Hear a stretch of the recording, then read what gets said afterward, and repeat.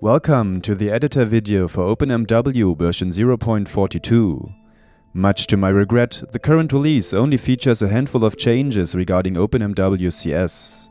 Hell, progress has been so slow that even your humble release video creator gathered his limited coding skills to maintain a minimum of editor development. Although the situation seems to be improving now, we are in desperate need of experienced developers who are willing to become acquainted with our code structure and tackle the more complex remaining features of OpenMW-CS. If you are watching this video and have some skill in C++, feel free to join our project and help us finish basic work on the editor. This and the few missing features on the engine side are the main reason why OpenMW hasn't reached version 1.0 yet. With that said, let's have a look at what's new.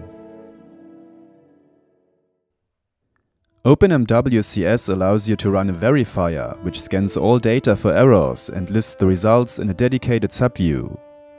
You may sort and filter that table like every other table in our editor. However, sorting the records according to their type was previously broken in OpenMW-CS.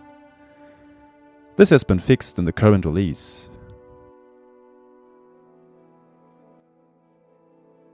An ID is the unique descriptor of a record. Some of them also follow a certain pattern. For example, body part records use the suffix .first to tell the engine that they are used in first-person mode. Unfortunately, OpenMW-CS does not allow you to use the .sign in an ID tag, which made it impossible to add first-person body parts in the past. We now provide a checkbox in order to add the .first suffix to a new or cloned body part record. Directly entering a dot is still forbidden though. Like every The Elder Scrolls game, Morrowind offers players a huge amount of books, full of lore, knowledge and entertaining stories. Some books even increase your character's skill in a certain discipline. OpenMW version 0.42 finally completes the editing possibilities for content developers. First of all, previous versions offered the pretended option to change the attribute a book teaches when being read in-game. This was wrong, of course, which is why the current version rightly displays the teached skill instead. Secondly, you are now able to edit a book's actual text in OpenMW-CS. Just as in the original construction set, you may use basic HTML to format your texts for a better in-game experience.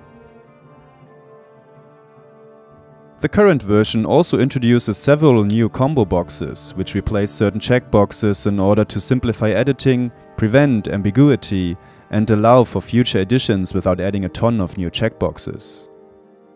This change includes the book type combo box, which replaces the scroll checkbox, the emitter type combo box for light sources, the blood type combo box for creatures and NPCs, and the gender combo box, which replaces the old-fashioned female checkbox. You may drag cells into the scene view to quickly change the displayed cell in OpenMW-CS. When you did that with interior cells in previous versions of OpenMW, the camera would remain in the very same position, possibly leaving you in the middle of nowhere. The current release fixes that issue by recentering the camera after you dragged in the new interior cell.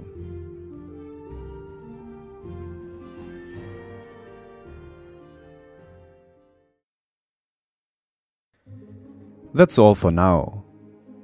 Like I said at the beginning of this video, please consider joining our team in order to help us reach version 1.0 in a reasonable amount of time.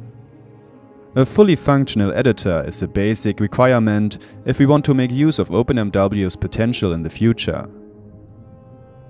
Also, read through the official release notes for more in-depth information and visit our forums on openmw.org.